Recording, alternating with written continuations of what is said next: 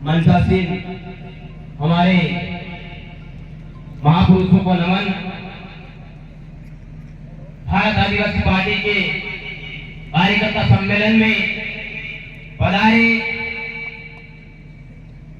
पांडाल में विराजमान भारत आदिवासी पार्टी के राष्ट्रीय सदस्य कांतिभाई रोग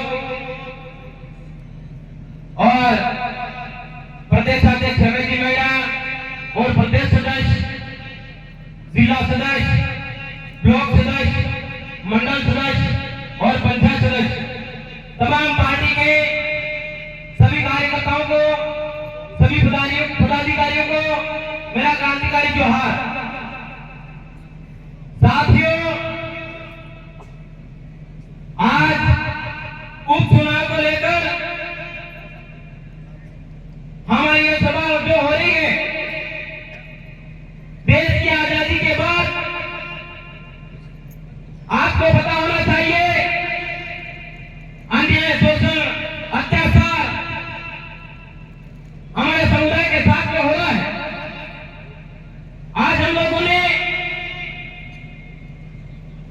भारत देश आजाद हुआ, जब से शोषित, पीड़ित, दलित समुदाय को आजादी नहीं मिली, उस आजादी के लिए भारत आदिवासी पार्टी की स्थापना की। आपको पता होना चाहिए हमारी अपनी जो भारत आदिवासी पार्टी है, ये पार्टी जल जंगल जमीन की लड़ाई लड़े। आज तक बीजेपी और कांग्रेस की पार्टियों ने जल जंगल जमीन की बात नहीं करी है, आदिवासियों की बात नहीं करी है, अल्पसंख्यक समुदाय की बात नहीं करी है, ओबीसी समुदाय की बात नहीं करी है। आज जो हमारे यहाँ पर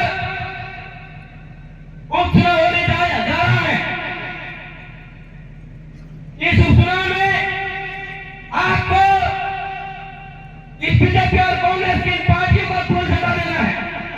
देश की आजादी के बाद से हमारे यहाँ पर केंद्र और राज्य सरकार के द्वारा आदिवासियों के उत्थान के लिए, उनके कल्याण के लिए करोड़ों अरबों बजट दिया था, लेकिन बीजेपी और कांग्रेस के नेताओं ने अपने घर बनाए, अपने शहरों को दिया और यहाँ पर जो गरीब जो लोग हैं, पिछड़े जो लोग हैं, उनका कल्याण और उत्थान नहीं किया।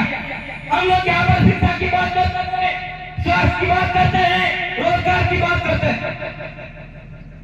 हम जब शिक्षा की बात करते हैं, स्वास्थ्य की बात करते हैं, रोजगार की बात करते हैं, तो आदिवासियों को नक्सली बोला जाता है, मुसलमानों को आतंकवादी बोला जाता है। बीजेपी और कांग्रेस के लोगों ने बारी बारी से इस क्षेत्र पर राज किया, लेकिन यहाँ पर दलित, पिछड़े और अल्पसंख्यक लोगों का आज भी कल्याण और उत्थान नहीं किया है। साथ हम लोग एक नारा लगाते हैं, जिया और जीने दो का नारा लगाते हैं। ये लोग कहते हैं, ये जो भारत आदिवासी पार्टी के लोग हैं, ये लोग लोगों को गुमराह कर रहे हैं, लोगों को गुमराह करने का काम कर रहे हैं। लेकिन आपको एक बात बता देना चाहता हूं साथियों, आज इस क्षेत्र में ये जो उदयपुर संभाग का इलाका है, बांसवाड़ा डूंगरपुर का जो इलाका है, इस इलाके में आप देखिए शिक्षा का जो तंत्र है, उस तंत्र को खोखला कर दिया। बेरोजगारी बढ़ रही है, भूखमरी बढ़ रही है, लेकिन बीजेपी और कांग्रेस के किसी भी नेताओं का मुंह नहीं खुल रहा है। साथ आज जेडी मंत्री की आप लोग बात करते हो, सांसद निर्मला की बात करते हो, ये लोग आदिवासियों के नाम पर सर्टिफिकेट लगा के नेता जरूर बन गए हैं साथियों, लेकिन जिस समाज के नाम पर सर्टिफिकेट लगाया है, उसी समाज पर ये गला घोटने का काम कर रहे हैं साथियों।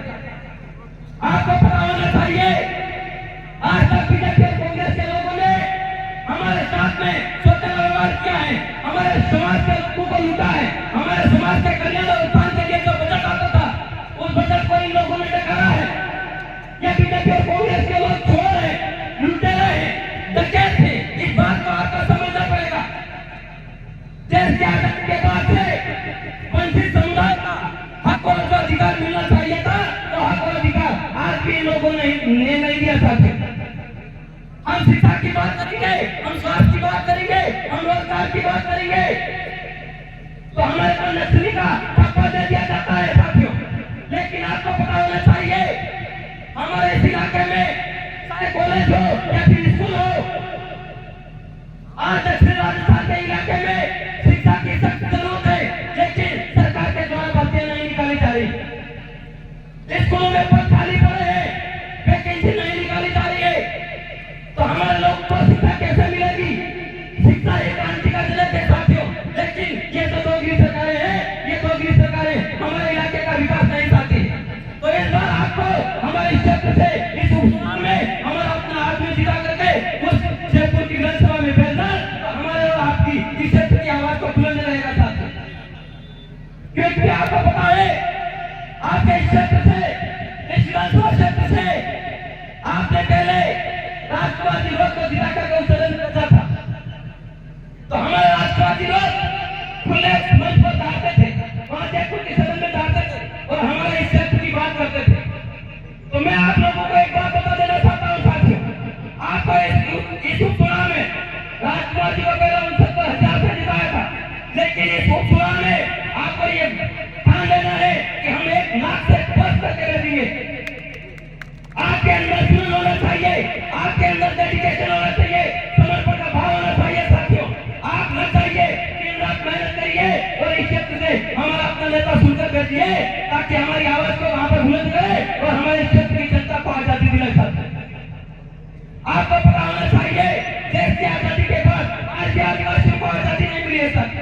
हम लोग हमारी आजादी के लिए लड़े, आज भी हमारे को अधिकार लागू नहीं हुए। आज आपको पता है संविधान के अंदर जो कानून है वो कानून आज भी लागू नहीं हुए साथियों। तो क्या हम लोग आजाद हो गए?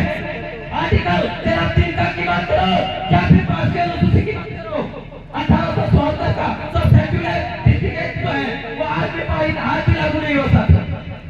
तो हम लोगों को और आप लोगों को मिल करके कंधे से कंधा मिलाना है और हमारे क्षेत्र से हमारा नेता चुनकर विधानसभा में भेजना है, ताकि हमारी आवाज को बुलंद करे साथियों।